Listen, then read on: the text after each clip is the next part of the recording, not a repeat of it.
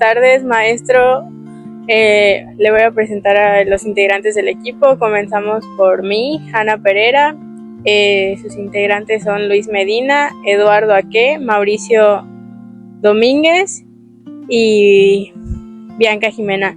El día de hoy le hablaremos de los siguientes lugares. Por ejemplo, nosotros que le hablaremos sobre el Parque Extremo y el Paseo Verde. Mis demás compañeros les hablarán sobre la Plaza Grande, el Parque Las Américas y sobre la plancha. La guerra contra el narco no se planeó en México, se diseñó en Washington. Desde la iniciativa Mérida, miles de millones de dólares llegaron para militarizar nuestro país.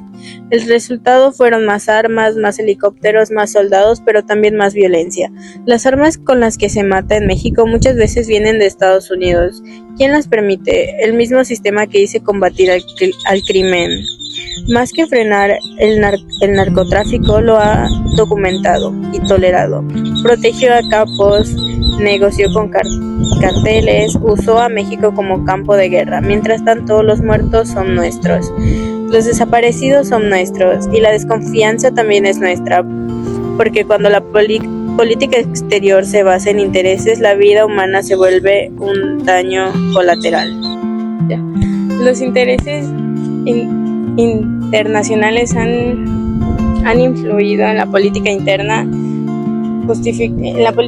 de México, justificando acciones como la represión en la Guerra Fría y la militarización en la guerra contra el narco. Tratados como el TLCAN, que fueron firmados sin consultar al pueblo, provocaron migración. Estas decisiones han tenido tuvieron los beneficios de intereses externos, mientras los mexicanos han cargado con las consecuencias. Hablaremos sobre educación, cultura y respuesta civil. En 1985, tras el terremoto, el gobierno reaccionó tarde y mal. Fue la gente común la que rescató vidas y el Estado ausente. Eso reveló su ineficiencia y fortaleció la autonomía ciudadana. En mercados y plazas vive una cultura que no necesita permisos oficial. El arte urbano, las tradiciones populares, el conocimiento comunitario. Todo eso favoreció a pesar del abandono institucional, porque el Estado ha privilegiado siempre la cultura oficialista, no la crítica. Cada crisis del país ha tenido una gran decisión del Estado, como por ejemplo en 1976 fue por un gasto excesivo, en 1982 fue por un gasto insostenible y en 1994 fue por depender de capítulos especulativos.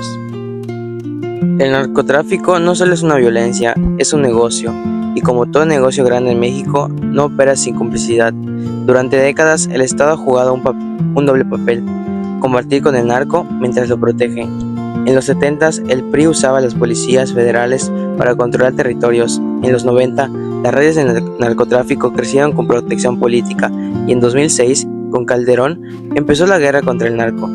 La razón oficial, recuperar la seguridad. La verdadera razón, legitimizar el gobierno débil con la sangre. Miles de soldados en las calles, miles de muertos en las estadísticas, pero sin atacar las raíces, el dinero, las armas, la corrupción. La guerra no fue contra las drogas, fue contra una guerra del Estado contra su propia población. Hoy hablaremos sobre las luchas colectivas y los movimientos sociales. Los movimientos sociales han sido respuesta a decisiones excluyentes del EZLN que se levantó en 1994. El mismo día que entró en vigor el TLCAN. ¿Esto por qué sucedió? Prácticamente fue un acuerdo de beneficio de la capital y olvidó a los pueblos indígenas. El zapatismo fue una denuncia viva contra el modelo neoliberal.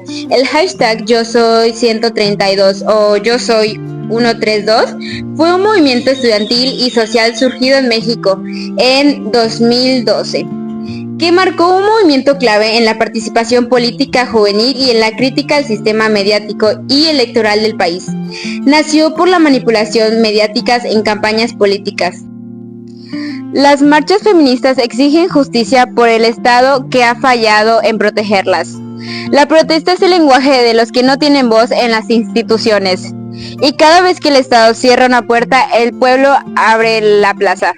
Ayotzinapa reveló la complicidad entre crimen y Estado. ¿A qué se refiere Ayotzinapa? Fue uno de los eventos más trágicos y emblemáticos de la violencia y la impunidad en México.